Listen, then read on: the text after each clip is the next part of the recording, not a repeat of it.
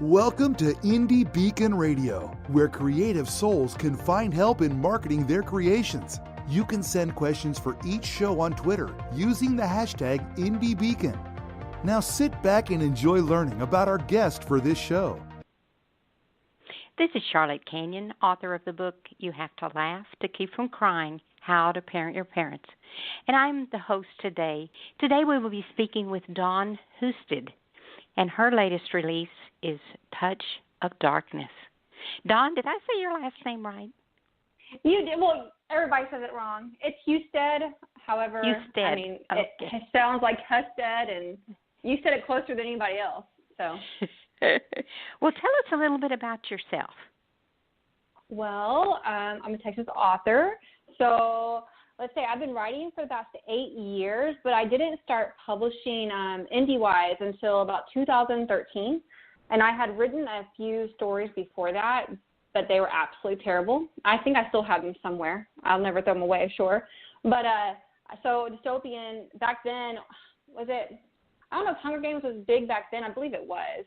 And so, I don't know, that was just what was in my head. Like, I love dystopian. I don't think it'll ever die for me. So I had come out with a dystopian book. And then last year I came out with an urban fantasy, a short story, and a regular one. And then I have a new one coming out next week, and as well as August. So I've just oh my goodness. been doing my best with coming out with more books. But I'm not one of those authors. Like, I know it's probably good to stick with one genre, but I just kind of write what comes to me. So sometimes I may want to write romance, and I'll write romance. And sometimes I may want to write something with Grim Reapers, which was last year. And then this time I have a serial killer. So it just all depends on what I'm in the mood for. What you're in the mood for. Well, I'm the same way. I've written a book about about parenting parents, and I had 3 parents that I had to be the caregiver for, and so I've written a self-help book and helping people walk that journey of parenting their parents or role reversals. But my book that just came out a month ago is a gardening book, and I have a series of 6 of those that are coming out because I'm a master gardener, and in Texas, you know that's real important. That is so amazing because I try so much, and it does not happen for me. So I may have to ask you questions and get your book. Just give me a call later. That'd be super. Tell us a little bit about your family. My family. Okay, well, I'm married, and I have 2 kids. So hopefully they're not too loud. I know they're about to be outside trying to be entertained by my husband. I have 1 boy, 1 girl, and 1 boy, 1 girl. The girl is 9; she'll be 10 soon, and the boy is 7. And they get along half the time, and the other half the time they're wrestling. So you just never know what's going to happen. So it's exciting around your house. Especially summer. Do you ever use things that happen in your life in your books, in your stories? Because I know a lot of authors do. Most definitely. I do use that. However, I do find that I have to be careful. So everything I write has some sort of truth in one way or another. But I also know that, after I get that first draft written, I have to be careful that I didn't, if I model one of my characters around somebody I know, then the character ends up making choices that the character might not make only because I know the real life person may not have made those choices. So I have to be careful and realize it's okay for me to model a character or a situation around an experience or somebody I know, but I have to allow the character to take on a life of their own after I realize what the background of that specific character is. So I've definitely come to realize that about myself. I have to be what's it called? Vigilant or aware of what I'm doing while I'm writing. Right. Can you tell our audience one of the most memorable events you've had since you've become an author? Oh, gosh. Oh, no. Memorable.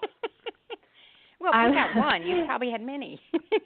Oh, my goodness. I would say the most memorable. Let me think. I know that when I first started going to book events, I was very, very new, and it was at actually the local library, and it might have been Indie Author Day, or maybe it was just simply Author Day, because I know there's different days throughout the year.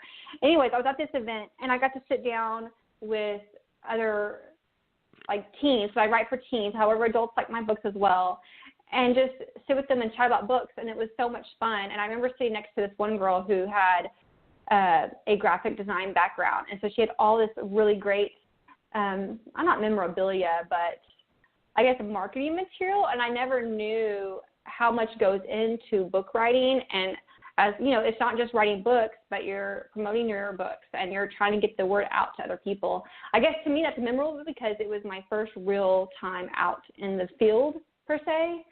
So that's what was memorable. It's probably not what you're asking for, but that was really memorable for me. Yeah, we're just trying to get to know you a little bit. I have a 13-year-old granddaughter who writes stories and plays. Does anyone else in your family have the same passion for writing that you do? Well, I have a niece that lives in Louisiana, and I think she's actually 14, maybe 13. She is just starting to get into the writing as well. She absolutely loves writing, and so I told her to break into Wattpad. So I need to find her on Wattpad. So I'm really excited for her because there's not many people. I know that I had a great uncle once, years and probably 30 years ago. I had his book on my shelf. I found it on Amazon. It's out of print. He's not even alive anymore, and so he loved writing, obviously. And then there's me, and now my niece. So I'm super, super excited about that. So it is in your lineage. Yes, I guess so, right? It sounds like it. Well, yes. My book, You Have to Laugh to Keep from Crying, How to Parent Your Parents, is my true life journey with a father-in-law with dementia, a mother with Alzheimer's, and a dad with Parkinson. Oh, my goodness. My mission is to help others travel, the similar journey because it's almost inevitable for everybody alive whose parents are still alive. What was your motivation for writing your series of books? Okay, so you might think I'm a little crazy, but I try to be as honest as possible. So when I first began writing, my daughter, who is now will be 10 soon, was just born, and I was working full time, and all of a sudden I decided I wanted to be home with her, and I decided I was never a strong reader. I was never a person who would just read and read and read, as well as in college or high school. So at that point, though, I found that I needed some type of entertainment in my life, and so I grabbed some books. And at the time, Twilight was really big then, and I realized I went through the entire series, probably just in a week, which is really big for me for not being a strong reader and a huge reader at that. And all of a sudden, I fell in love with reading. Now, obviously, there's been a long time between here and there, but that's where it first began, was the fact that I fell in love with reading at that point in time and realized there's so much. I've always loved movies, but this is a new way of entertaining, and a different way of entertaining to be able to write a book. And there is definitely a craft to it. There's a right way and a wrong way, which I figured that out after the first couple of years of trial and error of figuring out, how to write. But that is where my love began for writing. I absolutely love it, and I read more today than I ever read when I was in my teens.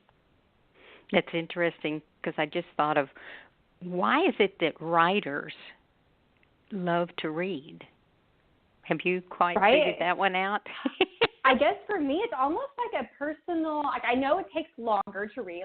It'll take me, I'm a slower reader, so it takes me, much longer than it is just a 2-hour movie. But I love it because it's this personal relationship with the story that nobody else is in. And so when you're reading, it's just, for me, I tune everything out around me, and I'm able to, get into the story. I can't even describe it, but you would know, and the other readers would know, but it's a personal level that you don't get if you just to watch a movie. Well, and one of the things I've noticed, because there's been a lot of books turned into movies, the interesting thing is I would rather read the book and have my way of seeing the movie rather than seeing the movie, which influences the way I read. Right, that's so true. Right now I just started reading Adrift, which I'm dying to see the movie, and I could not find the edition of Adrift with the non-movie cover. I love getting those kinds of books that don't have the movie cover. But I found, and I'm reading that just now, and I'm really excited because I know I'm going to read it, and I'm dying to see the movie, but I know that usually the book is always better than the movie. I've only had it one time where I thought the movie was better, only once. But every other time the book's better than the movie. However, I'm going to have to see both or read one and see the other. But I'm excited because I can actually read the book without having to go to the theater and take time to go up there. I'm going to ask you another thing. I noticed in your bio that you love to go camping. Have you ever? Oh, my goodness. Tell us a little bit about. Okay, what are we going to ask? Have I ever what? No, what I was going to ask you is, have you ever taken anything from your camping trips and incorporated it into your books? Most definitely. I am a huge kayaker. I love kayaking. I wish I had a group to go with more often because I am not as experienced as I would love to be, but I love kayaking. And I love camping. But when I came out with the book Safe, there was this dystopian deck back in 2013. I definitely have activities that happened in Safe that would have happened in camping, as well as I wrote the sequel to Safe, but I never published it. And in that book, I have a lot of camping aspect. I thought camping would be in a lot of my books. However, the stories have a mind of their own, right? But I do take my books to camping as well. So, for instance, one of the books I had worked on last year, I took to the camping trip. I was kind of stuck in a place trying to figure out what would happen with the plot. And so I brought my journal and my notebook, and I was able to figure out the whole plot while I was camping. It's something about camping and being away from everything that really frees your mind. Yeah, the seclusion is good. Well, Dawn tells her stories beautifully, but they might have a dark nature resonating. Whether it's science fiction or urban fantasy, her readers will devour each chapter. Stay tuned for more about Dawn, and she is our author for today. Do you love to read great new ebooks? Visit ebg247.com. Be the first to discover the next bestseller. At ebg247, we have the web's largest selection of great new book reads, from that amazing new fiction or nonfiction to horror, romance, and fantasy. We even have today's best children's books. That's ebg247.com. New books arrive daily, and all ebooks start at just 99 cents. If you love to read, then you'll love ebg247.com. Low prices, large selection, and an easy-to-use website. It's all only at ebg247.com. Texas Authors is proud to be a supporter of IndieBeacon.com, a website that supports indie authors from around the world. If you are looking for help with marketing or getting published, IndieBeacon.com can assist you. Years of experience by the founder is available to any indie author looking for help. IndieBeacon.com, a place for creative souls to find help in marketing their creations. After his mother is murdered, teenager Scott Harold with feisty new girlfriend Jessie uncover an illegitimate past that leads them to the Oval Office. Will they reach the president before the killer gets to them? Identity Check, a thriller by author Rich Allen, available in print or Kindle at Amazon.com. Living under a theocracy is tough enough, but out of nowhere, a secret mission threatens everything in a common soldier's life. Now Savik must do all he can to protect his people and the woman he loves. The Gray Blade by Aaron Ward is the first in the God Swords series, available at your favorite bookstore or at books.txauthors.com. Welcome to Indie Beacon Radio, where creative souls can find help in marketing their creations. You can send questions for each show on Twitter using the hashtag IndieBeacon. Now sit back and enjoy learning about our guest for this show. This is Charlotte-Canion, author of the book You Have to Laugh to Keep from Crying, How to Parent Your Parents. And I'm the host today, and we're talking with dawn-husted today, and she's written some fabulous books. I haven't even touched on some of the books. Dawn, tell us about the most recent one, Touch of Darkness, and how it might be a sequel to one you've written before. Well, I wrote Touch of Darkness it's a free prequel online. So you can find it on Amazon, Barnes & Noble. I don't even have all the lists, but basically anywhere you can find digital books online, that prequel will be there. It just is and you can get it through the Texas Authors. Yes, you can get it through Texas Authors as well. And in fact, I'll talk about two things. That is a prequel to the novel, which is on Texas Authors, called Sight of Darkness. They both involve Grim Reapers.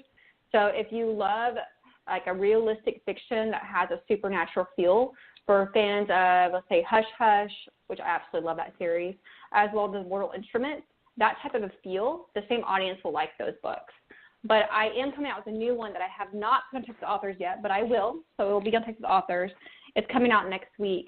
So it's all I write for all is YA, which is young adult, but the adults love it too, obviously, because I'm an adult and I love my books. But it's called Girl Gone Ghost. And so it's about a cheerleader and a ghost as well as a serial killer. So there's a cheerleader in Brenham, Texas, and she's being haunted by the ghost of her best friend who was brutally murdered weeks before.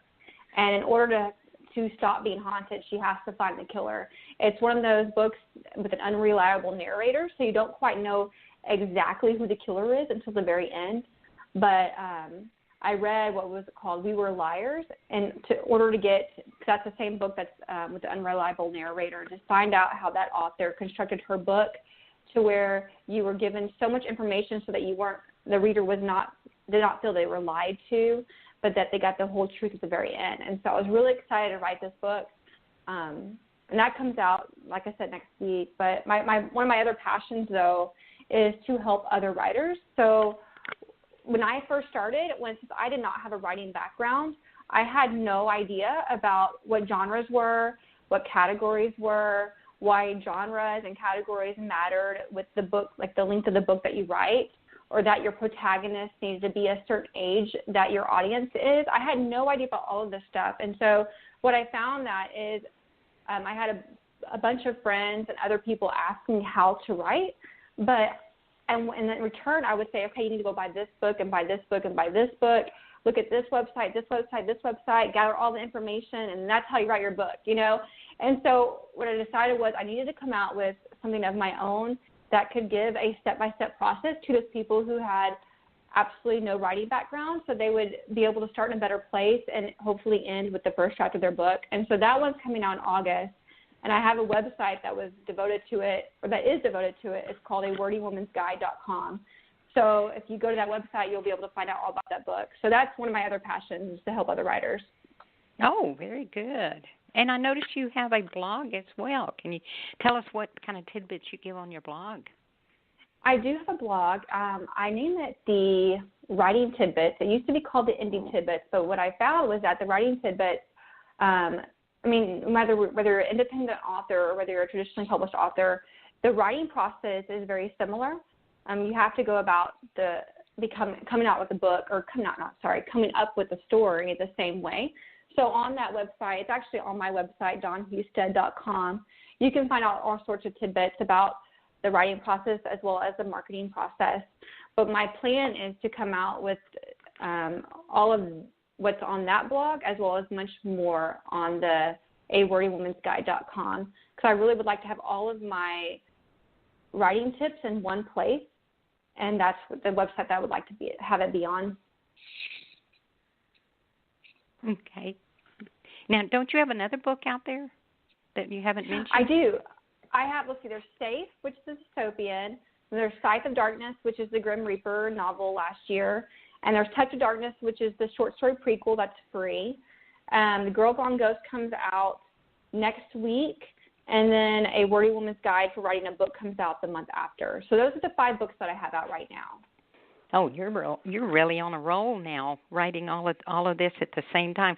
Do you find yourself, if you're writing 2 books and they're under different genres, does that help you kind of just back off from one of the books and change your focus, and then you can go back with a fresh view? I found that writing, so I found that it's more not about just genre, but more about like writing fiction versus nonfiction. It's kind of like a palate cleanser. So when I write nonfiction, it's coming from a different place in my head, I guess.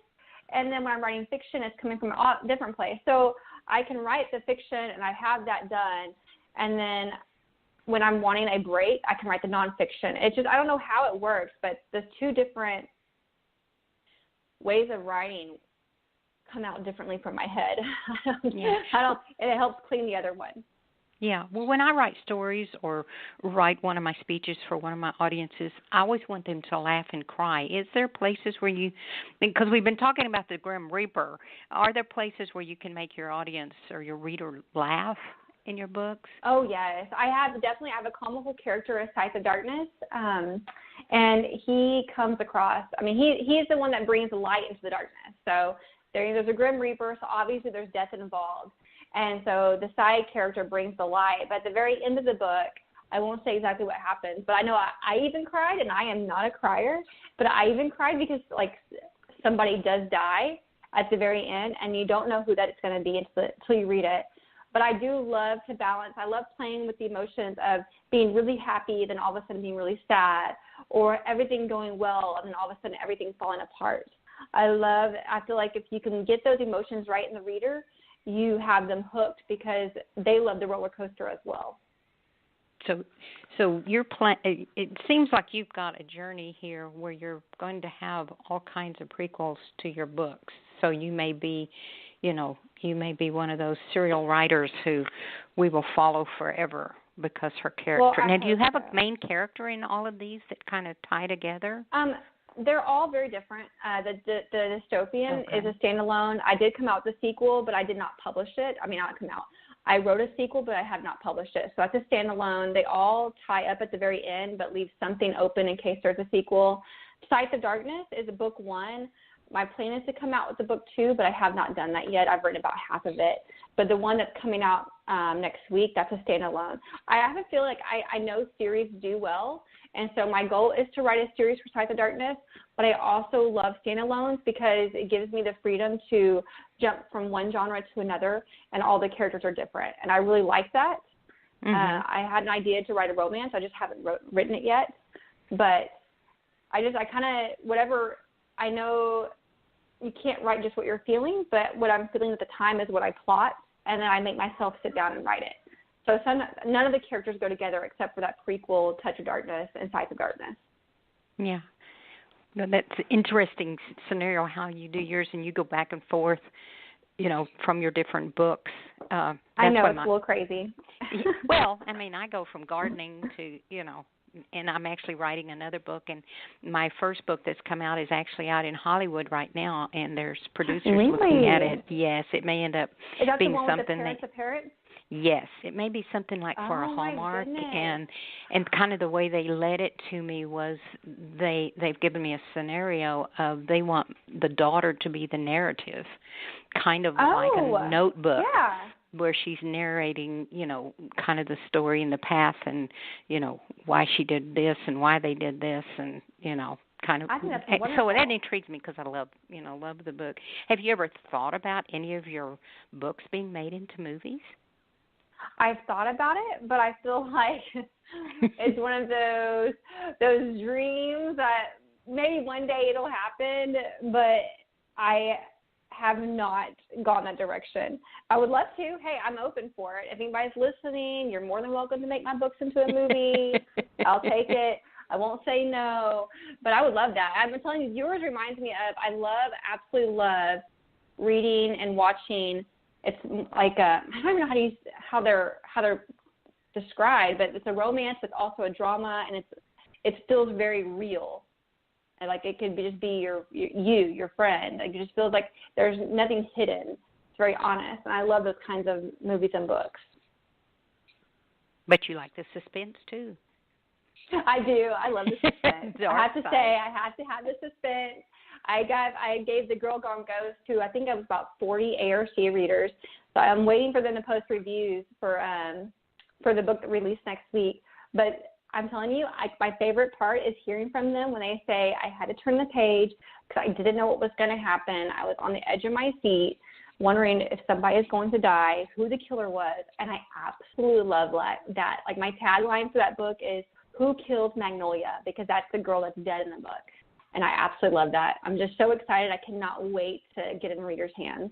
Well, I look forward to reading it myself. And you just took my next question. I was going to ask you, what are some of the things you want your readers to feel as they go through your books? And you just kind of surmise that. Or is there anything else you would like to add to, the intrigue of the different books, or Your Touch of Darkness, or The Girl Gone Ghost.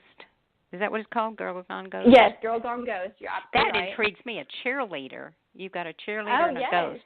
It's kind of like Casper. I'm so excited. Is it Casper? Is he a good, friendly ghost? Well, oh no. Let's say this is a ghost who is friendly per se, but it makes you feel like you're going crazy because she won't leave you alone. So like her eye is hanging out, and I'm one of those writers who, if you look at my history on my browser, you're going to think I'm a crazy person looking at murder stuff. But I had to look up what somebody looks like when they drown, because she drowned in the book, and I wanted to be as realistic as possible. So I looked up, and I literally could look at those pictures for about 5 seconds. You can find anything on the internet, which is really sad. Oh, so I looked on the internet. It is terrible. It's absolutely terrible. So I didn't stay on there long, but I was able to model the ghost after somebody. And I had a writer friend read it, and she's been writing for years, way longer than me. And she told me, your ghost, something else needs to be added. And so she is the one that told me her eyeball needs to be hanging out. And I was like, oh my gosh, why didn't I even think about that? So the ghost has one eye that's hanging out. She looks dreadful. She's soaked. She doesn't even look like herself, as she's haunting the main character. And I just, if you watch The Sixth Sense, that kind of suspense feel, that is what this is going to give you. So I'm so excited because I just love that. That's true. Well, yes. Dawn, we want to thank you. It's been a pleasure speaking with you on our show today. And this is Charlotte-Canion, and I just want you to remember, a rose is like a book. You can't know its beauty until you look at it. And a book is like a rose. You won't know its full beauty until you open it. This is Charlotte-Canion, and we want to tell you, have a nice day.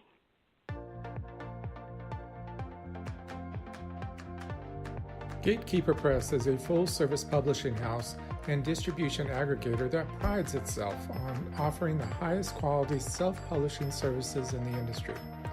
Gatekeeper authors earn 100% of their proceeds, retain 100% of their rights, and work one-on-one with their own author manager who delivers a 100% author-centric hand-holding experience.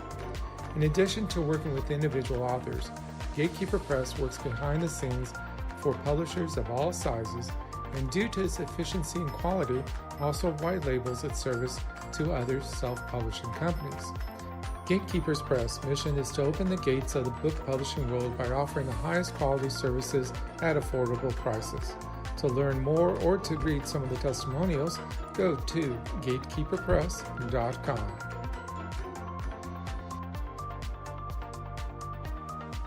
Thank you for listening to Indie Beacon Radio, where creative souls can find help in marketing their creations. To learn more about Indie Beacon services, to be a guest on the show, or to advertise on our show, please visit our website at indiebeacon.com.